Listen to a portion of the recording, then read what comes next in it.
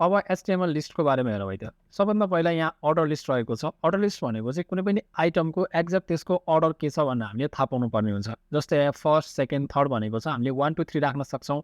I गरेर राख्न सक्छौँ अथवा स्मल एबिसीमा राख्न सक्छौँ, क्यापिटल एबिसीमा राख्न सक्छौँ। यसरी हामीले प्रत्येक आइटमको काउन्ट हामीले यसरी थाहा पाउनुपर्ने हुन्छ अर्डर लिस्टमा। अर्को भनेको अनअर्डर लिस्ट हुन्छ। अनअर्डर लिस्ट भनेको चाहिँ हामीले जस्तो अब यहाँनिर डिस्कले रिप्रेजेन्ट गर्न सकिएला अथवा हामीले चाहिँ यहाँनिर स्क्वायरले रिप्रेजेन्ट गर्न सकिएला होइन। यहाँ चाहिँ हामीले सिम्बलले रिप्रेजेन्ट गर्ने मात्रै हो। यसको हामीलाई अर्डर हामीले काउन्ट गरिरहनु पर्ने आवश्यकता छैन। कुनै पनि आइटमको अर्डर कहाँनिर छ भन्नु पर्दैन। जस्ट हामीले अनअर्डर लिस्ट भनेको आइटमलाई के गर्ने, कलेक्सन गरेर रिप्रेजेन्ट गर्ने मात्रै हो है। र अर्को भनेको हामीसँग के छ भने एचटीएमएल लिस्ट बनाउनको लागि चाहिँ हामीले केही ट्यागहरूको बारेमा बुझ्नुपर्छ। जस्तै एलआई भनेको चाहिँ एलआई भनेको लिस्ट भनेर भन्छ, लिस्ट ट्याग हो यो भनेको है। त्यसपछि अर्को छ ओएल भनेको चाहिँ अर्डर लिस्ट भनेर भन्छ। अर्डर लिस्टको लागि हामीले ओएल युज गर्छौँ।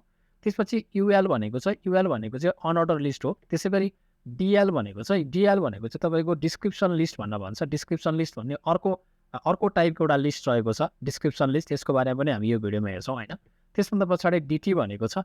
यसले चाहिँ तपाईँलाई डिफाइन टर्म भनेर भन्छ, कुन टर्मको डिफाइन गर्ने हो। त्यस पछाडि अर्को भनेको डिडी भनेको छ। यसले चाहिँ डिस्क्रिप्सन डिटेल्स भनेर भन्छ। यो ट्यागहरूको बारेमा पनि हेर्छौँ र हामी अर्डर लिस्ट, अनअर्डर लिस्ट र डिस्क्रिप्सन लिस्टको बारेमा पनि हेर्छौँ। अब म भिजुअल स्टुडियो कोडमा आइसकेको छु। योभन्दा अगाडि हामीले एचटीएमएल टेबलको बारेमा हेरेको थियौँ। अब हामी के गरौँ, अर्को एउटा फाइल बनाऊँ र फाइलको नाम म एचटीएमएल लिस्ट भन्न दिन्छु। एचटीएमएल लिस्ट डट एचटीएमएल भनेर मैले फाइलको नाम दिएँ। त्यसपछि यो मेरो फाइल क्रिएट हुँदैछ। अब म के गर्छु, बोइलर प्लेटलाई युज गर्छु, सिफ्ट र 1 प्रेस गरेर। त्यसपछि यो डिफल्ट एचटीएमएलको कोड मसँग आइसकेको छ।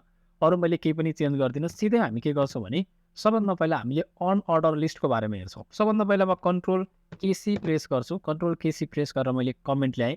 पहिला म के गराउँछु भने अनअर्डर ओआरडिई अनअर्डर लिस्टको बारेमा हेर्छौँ है त। अनअर्डर लिस्ट भनेको मैले के भनेको थिएँ, तपाईँलाई जस्ट आइटमहरूको कलेक्सन मात्रै गर्छौँ। हामीले पर्टिकुलर आइटमको पोजिसन कहाँ छ हेर्दैनौँ, काउन्ट गर्दैनौँ, सिम्पल होइन। एउटा लिस्टहरू मात्रै गर्ने हो। त्यसको लागि हामीले के युज गर्नु पऱ्यो भन्दाखेरि युएल ट्याग युज गर्नु पऱ्यो। युएल लेखेँ र मैले इन्टर गरेँ। यो भनेको मैले अनअर्डर लिस्टको आइटम बनाउँदैछु। त्यस पछाडि हामीले आइटम राख्ने काम भनेको फेरि लिस्ट ट्यागभित्र राख्छौँ है। के को लिस्ट बनाउने त, अहिले सपोज गर्नुहोस् मैले कफी बनाएँ, एउटा कफीको कपी लेखेँ मैले। जेको पनि हामीले लिस्ट बनाउन सक्छौँ होइन। सपोज गर्नुहोस् अर्को एलआई लेखेँ मैले, अर्को एलआई ट्याग बनाएँ र यो ट्यागभित्र मैले मिल्क लेखेँ होइन, कफी लेखेँ, त्यसै गरी मैले मिल्क लेखेँ होइन। त्यसै गरी मैले अर्को लिस्ट बनाएँ, मैले टी लेखेँ। ओके, यति 3टा आइटम लेखेँ र मैले पहिला यो पोर्ट मेरो लाइभ सर्भर यहाँनिर लाइभ सर्भरमा गो लाइभमा क्लिक गर्छु होइन। क्लिक गरिसकेपछि तपाईँले कफी, मिल्क र टी भनेर चाहिँ के एउटा डिस्क अगाडि जुन यो प्याटर्न छ नि, तपाईँले माइक्रोसफ्ट युज गर्नुहुन्छ त्यहाँनिर तपाईँको डिफ्रेन्ट टाइपको हामीले रिप्रेजेन्ट गर्न सक्छौँ हामीले लिस्ट गर्नको लागि। यो के हो, अनअर्डर लिस्ट हो। मलाई कफीको पोजिसन कुन छ, मिल्कको के छ, टीको के छ, मलाई मतलब छैन, जस्ट मैले आइटमहरू लिस्ट गरेको होइन।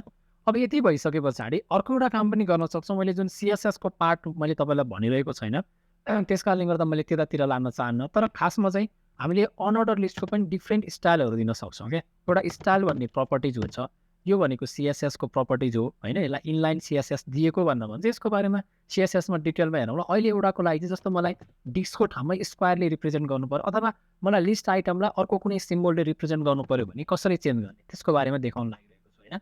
अब तपाईँले के हुन्छ, यहाँ तपाईँको एउटा प्रपर्टिज हुन्छ लिस्ट स्टाइल आइटम भन्ने, लिस्ट स्टाइल टाइप भन्ने हुन्छ। लिस्ट स्टाइल टाइपमा मैले के गरेँ, डिस्क भनेको चाहिँ डिफल्टमा आइरहेको छ। यदि मैले यसलाई रन गराएँ भने एज इट इज आइरहेको छ। जस्तो डिस्कको ठाउँमा मैले के गरेँ त भन्दाखेरि सर्कल राखेँ होइन, सिआइआरसिएलई सर्कल भनेर लेखेँ। डिस्कको ठाउँमा मैले सर्कल लेखेँ। सर्कल लेखेँ भने यसरी सर्कलले रिप्रेजेन्ट गर्छ है। त्यसै गरी मैले यहाँनिर स्क्वायर भनेर मैले लेखेँ। स्क्वायर लेखेँ भने के हुन्छ, यसरी स्क्वायरले चाहिँ रिप्रेजेन्ट हुन्छ अनअर्डर लिस्टमा पनि। यसरी हामीले के गर्छौँ, सिएसएसको प्रपर्टिज युज गरेर पनि अनअर्डर लिस्टको यसरी प्रयोग गर्न सक्छौँ। अब म कुरा गर्छु अर्डर लिस्टको बारेमा। मैले फेरि कन्ट्रोल केसी प्रेस गरेँ र त्यसपछि म लेख्छु ओआरडिई अर्डर लिस्टको बारेमा है। अब अर्डर लिस्टभित्र सबभन्दा पहिला के लेख्नु पऱ्यो, ओएल ट्याग लेख्नु पऱ्यो सबभन्दा पहिला बाहिर है। ओएल भनेको अर्डर लिस्ट होइन। अब यहाँभित्र मैले के गर्ने, आइटम लेख्ने भनेको फेरि लिस्टमै लेख्ने हो, एलआई ट्यागमै लेख्ने हो। एलआई लेखेँ मैले, ट्याग जति मैले कपी लेखेँ, मैले यहाँभित्र माथि जे छ त्यही नै कपी गरिदिन्छु है त। मैले रिपिट गरिनँ, यसरी लेखेँ मैले। यो लेखेँ र मैले यसरी मैले रन गरेर हेरेँ भने 1 2 3 आएको छ। यो भनेको के हो, अर्डर लिस्ट भयो। 1 कफीको पोजिसन 1, मिल्कको 2, टीको 3 छ भनेर। अब यसै गरी जसरी हामीले स्टाइल दिएको थियो, लिस्ट स्टाइल टाइप भनेर मैले के गरेँ, स्क्वायर दिएको थिएँ। यसै गरी हामीले अर्डर लिस्टमा पनि के गर्न सक्छौँ, डिफ्रेन्ट हामीले चाहिँ ओबाट लेख्न सक्छौँ। कहिले आईले रिप्रेजेन्ट गर्न सक्छौँ अथवा हामीले स्मल एले रिप्रेजेन्ट एबिसीले रिप्रेजेन्ट गर्न सक्छौँ अथवा क्यापिटल एबिसीले। त्यसको लागि ओएल भन्ने ट्यागमा मैले यहाँ के गर्छु स्टाइल भन्ने सिएसएस युज लगाउँछु सिएसएस प्रपर्टी। त्यसपछि यहाँनिर मैले स्टाइल इक्वल्स टु अब मैले के गर्न सक्छु यहाँ टाइप भन्ने प्रपर्टी हुन्छ हैन टाइप भन्ने छ। जस्तै स्टाइल पनि नदिकन सिधै मैले टाइप इक्वल्स टु मैले सपोज के लेखेँ भन्दाखेरिमा ए भनेर लेखेँ क्यापिटल ए लेखेँ। क्यापिटल ए लेखे बित्तिकै अब म यताबाट गएर हेर्छु भने एबिसी गरेर यसरी हाम्रो के भएको छ क्यापिटल एबिसीले रिप्रेजेन्ट गरेको छ है। यसको जस्तो हामीले युआरमा चाहिँ हामीले स्टाइल युज गर्यो यतापट्टि हामीले स्टाइल भनेको एउटा के हो एट्रिब्युट हो हैन। त्यसै गरी टाइप भनेको पनि एट्रिब्युट हो। जस्तो अब मैले क्यापिटल ए को ठाउँमा सपोज स्मल एले रिप्रेजेन्ट गर्न चाहे भने यसरी एबिसीले रिप्रेजेन्ट भयो। त्यसै गरी मैले आई लेखेँ भने के हुन्छ आईमा यसरी रिप्रेजेन्ट भयो। यसरी हामी के गर्न सक्दो रहेछौँ अर्डर लिस्ट र अनअर्डर लिस्टलाई चाहिँ हामीले हेर्न सक्दो रहेछौँ है। अब यो सिएसएस को प्रपर्टिज हो यसको बारेमा तपाईलाई थोरै कन्फ्युज हुन सक्छ यदि एचटीएमएल मात्रै हेर्नु भएको छ भने। तर तपाईले सिम्पल यो पुरै पार्ट हटाएर पनि जस्ट युएल ट्याग मात्रै लेख्दा पनि फरक परेन है। यति मात्रै बुझ्दाखेरि पनि भयो। अहिलेको लागि चाहिँ जस्ट यति मात्रै बुझ्दाखेरि पनि भयो किनभने यो सिएसएस को पार्टलाई अहिले छोडेर जस्ट हामीले डिफल्टमा जे छ त्यही यो दुईटा पार्ट बुझ्दा पनि भयो अर्डर र अनअर्डर लिस्ट भनेको के हो भनेर। अर्को एउटा लिस्ट रहेको छ जसलाई हामीले डिस्क्रिप्सन लिस्ट भनेर भन्छौँ है। मैले फेरि कन्ट्रोल केसी प्रेस गरेँ र डिएससीआरआई पिटिआईओ डिस्क्रिप्सन लिस्ट भनेर भन्छ। डिस्क्रिप्सन लिस्ट भनेको चाहिँ कुनै आइटम लेखेर त्यसको बारेमा डिस्क्रिप्सन लेख्ने हो। त्यसको लागि सबभन्दा अगाडि हामीले डिएल ट्याग युज गर्छौँ। डिएल ट्याग जसलाई हामीले डिस्क्रिप्सन लिस्ट भन्छ यसको फुल फर्म हैन। र त्यस पछाडि तपाईँको यहाँनिर चाहिँ अर्को एउटा पार्ट हुन्छ हामीले डिफाइन टर्म भनेर भन्छौँ। यसलाई डिफाइन टर्म के हो त जस्तै मैले कफी लेखेँ मेरो डिफाइन टर्म हैन। र कफीको चाहिँ अब डिस्क्रिप्सन लेख्नको लागि डिडी यसलाई भन्छ डिस्क्रिप्सन डिटेल भन्छ। डिडी भनेको डिस्क्रिप्सन डिटेल है। अब यहाँभित्र मैले के गर्छु हट कपी लेखेँ मैले सिएफएफई लेखेँ भने र म यसरी रन ब्राउजरमा गयो भने हट कपीको डिस्क्रिप्सन यसरी आउँछ।